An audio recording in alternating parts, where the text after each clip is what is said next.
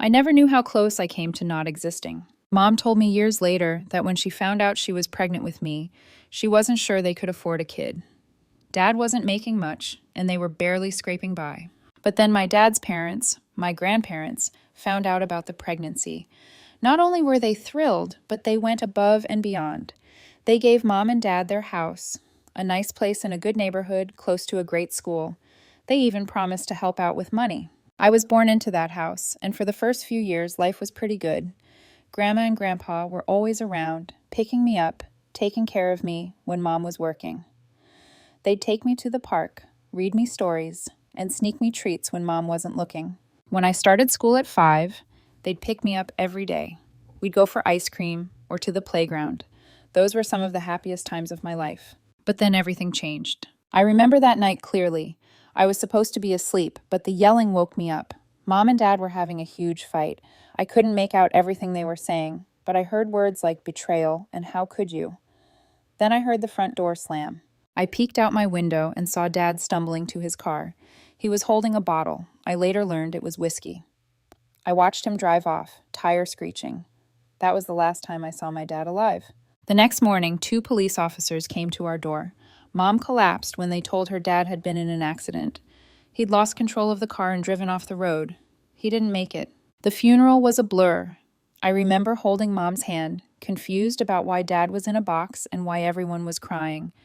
Grandma and Grandpa were there, hugging me tightly, their faces streaked with tears. But after the funeral, things changed rapidly. Mom seemed to bounce back quickly, too quickly. Within months, she had a new man in her life. Before I knew it, they were married, and Mom was pregnant again. "You're going to have a little sister, Carol," Mom told me, her eyes shining. "Isn't that exciting?" I nodded, not sure how to feel. Everything was changing so fast, and I missed Dad.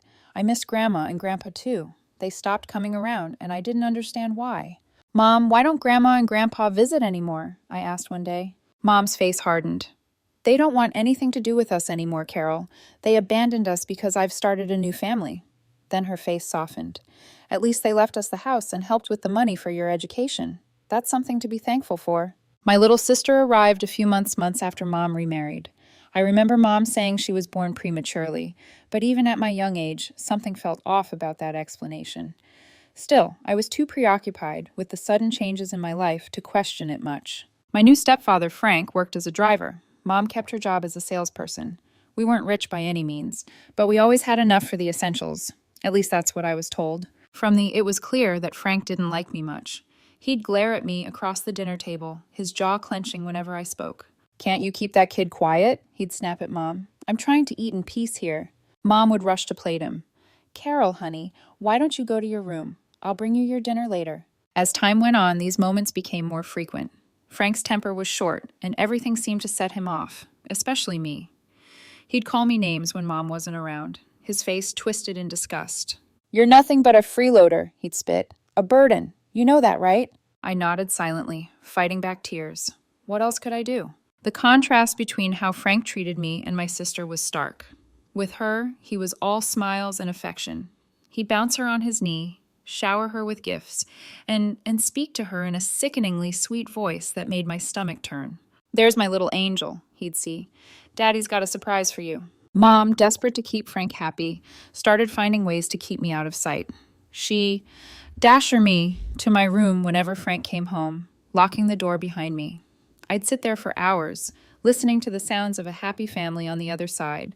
Laughter, conversation, the clink of cutlery on plates. I didn't understand why I had to eat alone in my room, why I couldn't move freely in my own home, why I was treated like an unwelcome guest. As I grew older, the isolation intensified. Family holidays I wasn't invited. Trips to visit Frank's friends and relatives I was left behind. Even when people came to our house, I was told to stay in my room and keep quiet. "We don't want to upset Frank," Mom would say, her eyes pleading. "You know how he gets." And I did know. I'd seen his rages, heard the crashes and bangs when something set him off. So I stayed quiet. I stayed out of the way. I became a ghost in my own home. The only times I felt any semblance of normalcy were the rare occasions when Mom would take me shopping or run errands with her. But even then, there was no room for fun or freedom. It was all business, quick and efficient, always with an eye on the clock. We can't be too long, Mom would say, checking her watch nervously. Frank will be home soon. As the years passed, I retreated further into myself. I became shy, withdrawn. At school, I barely spoke to anyone. But in the privacy of my room, in the worlds I created in my mind, I found an escape. I'd make up stories, grand adventures where I was the hero, where I was wanted and loved. When I turned 16, my life took an unexpected turn. Spending most of my time alone in my room, I'd become pretty good at using the internet to escape my reality. One day I stumbled upon an online publishing house that was looking for fresh voices in children's and young adult literature. On a whim, I submitted some of my stories. To my shock, they loved them. Before I knew it, I was working with them regularly, writing stories and helping develop educational apps for kids and teens. For the first time in years, I felt proud of myself. My ideas were popular, my stories were being published, and best of all, I was earning my own money. I saved every penny I could, watching my bank account grow with a sense of excitement I'd never felt before. One day, feeling particularly bold after a big payment came through, I decided to share my success with Mom. We were alone in the kitchen. Frank was out on a long haul drive, and my sister was at a friend's house. "Mom," I said, my voice shaking a little, "I've got something to tell you. I've been working for this publishing house, writing stories and stuff, and well, I'm making pretty good money." Mom's eyes widened. "Really? Oh, Carol, that's wonderful. I always knew you were a smart girl." Her praise, so rare these days, made me glow. But then her expression changed, becoming calculating.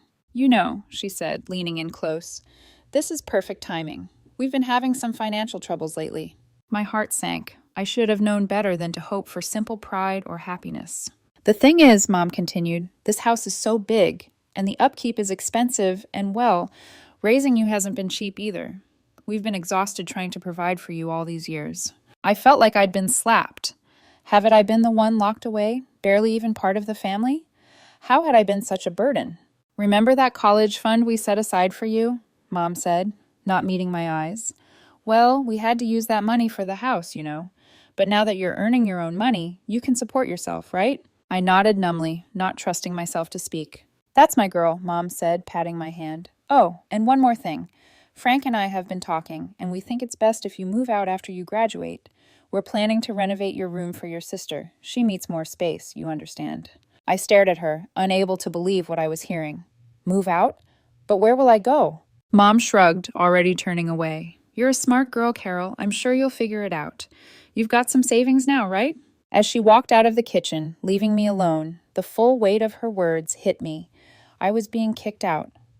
The money I thought would be my ticket to college was gone, and my own mother didn't seem to care where I ended up. The months leading up to graduation were a blur of anxiety and desperate planning.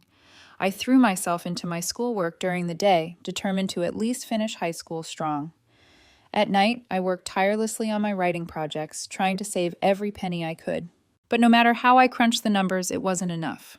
College tuition, living expenses, books, it all added up to way more than I had or could hope to earn in time. The realization that my dreams of higher education were slipping away hit me hard. I tried to talk to Mom about it once, hoping against hope that she'd have a change of heart. "Mom, I've been looking at college costs, and I don't think I can—" She cut me off before I could finish. "Carol, we've been over this. You're on your own now. You'll figure it out." The day of graduation came and went. I should have felt proud, accomplished. Instead, I felt numb. The next morning, Mom appeared in my doorway with a couple of cardboard boxes. "Time to pack up, Carol," she said, her tone iyly cheerful. "Your sister's so excited about her new room." I packed my life into those boxes, fighting back tears. When I was done, Mom helped me carry them to the front door. As I stood on the porch, my meager possessions at my feet, Mom gave me a quick, awkward hug. "Good luck out there," she said. And then the door closed behind her. I stood there for a moment, shell-shocked. Then, taking a deep breath, I picked up my boxes and walked away from the only home I'd ever known.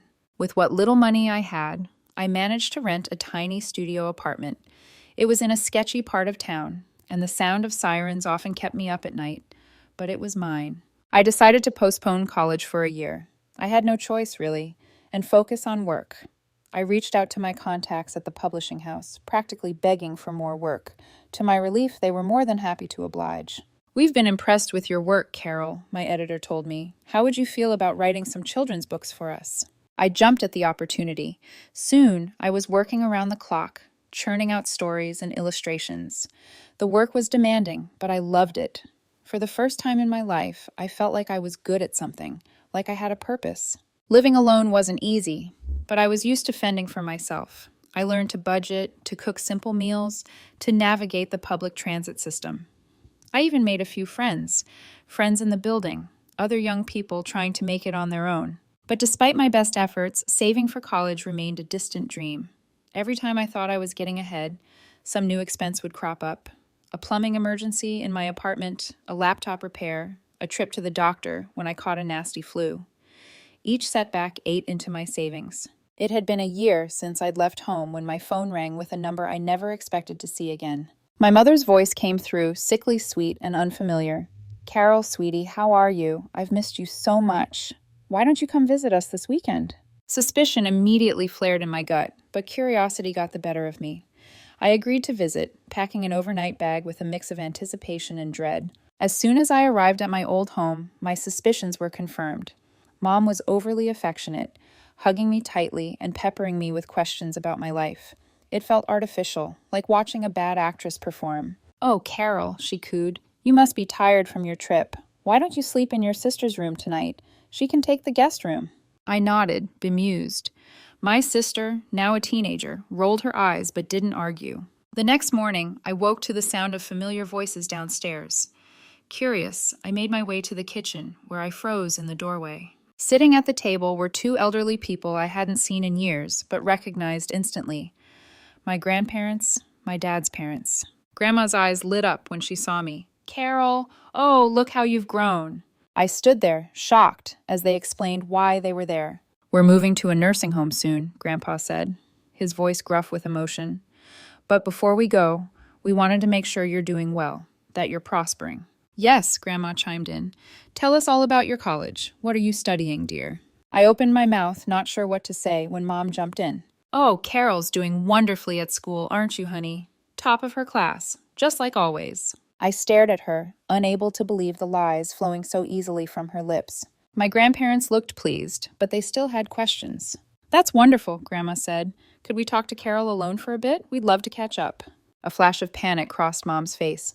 "Oh, I don't think that's necessary. Carol's quite busy, aren't you, dear? In fact, we should probably wrap this up soon."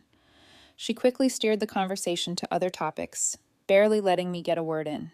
As the visit came to an end, I felt a gentle touch on my arm. Grandma pressed something into my hand, a business card. As soon as my grandparents left, the change in Mom was immediate. Her smile vanished, replaced by a cold, indifferent expression I knew all too well. "Well, that's done," she said, clearing the table briskly. "You should probably head home now, Carol. I'm sure you have things to do." I stood there, the business card burning a hole in my pocket, as Mom pushed me out the door. The warmth and affection of moments ago were gone, replaced by the cool detachment I'd grown up with. As soon as I got back to my tiny apartment, I pulled out the business card my grandmother had slipped me. With trembling fingers, I dialed the number, my heart pounding in my chest. "Hello?" My grandmother's voice came through, warm and familiar despite the years. "Grandma, it's Carol," I said, my voice barely above a whisper. We talked for a while, her voice filled with a mixture of joy and concern.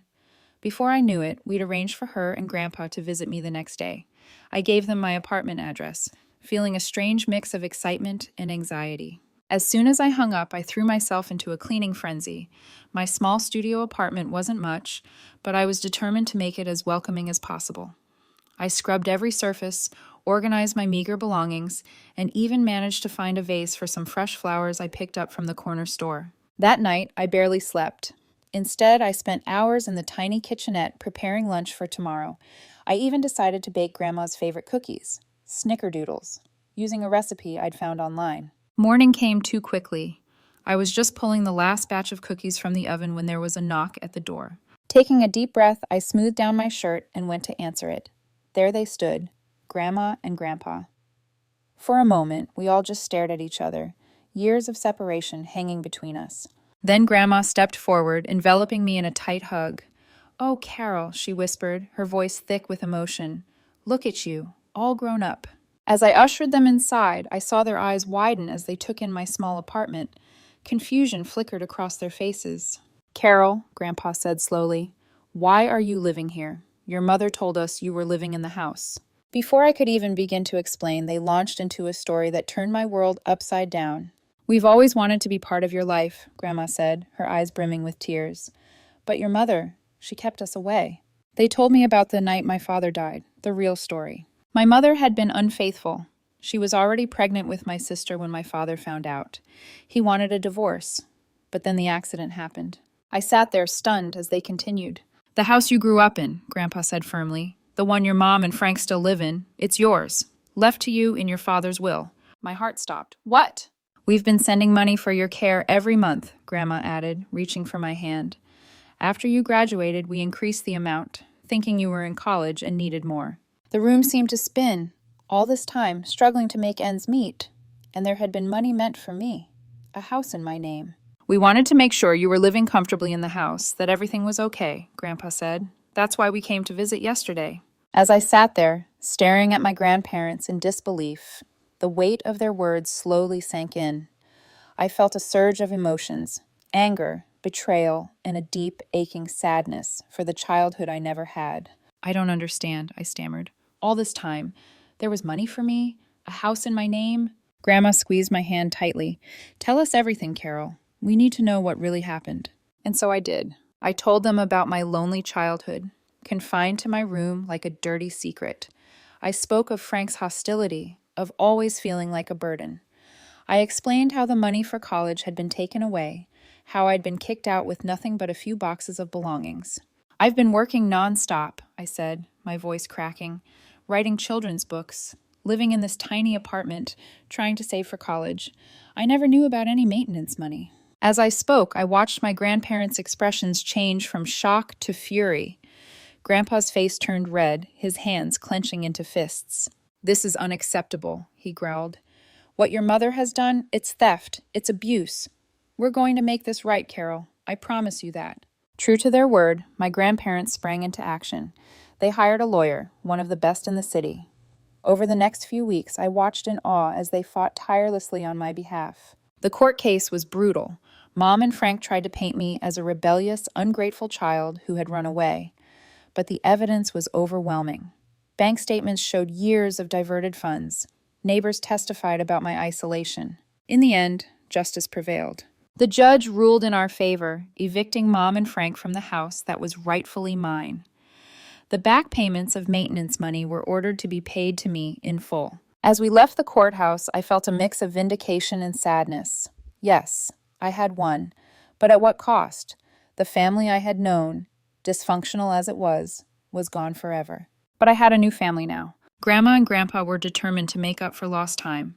They helped me move into my house, a concept I was still struggling to grasp. They gave me money for tuition and sat with me for hours, helping me choose the right college. I decided on a school close to the nursing home where they were moving.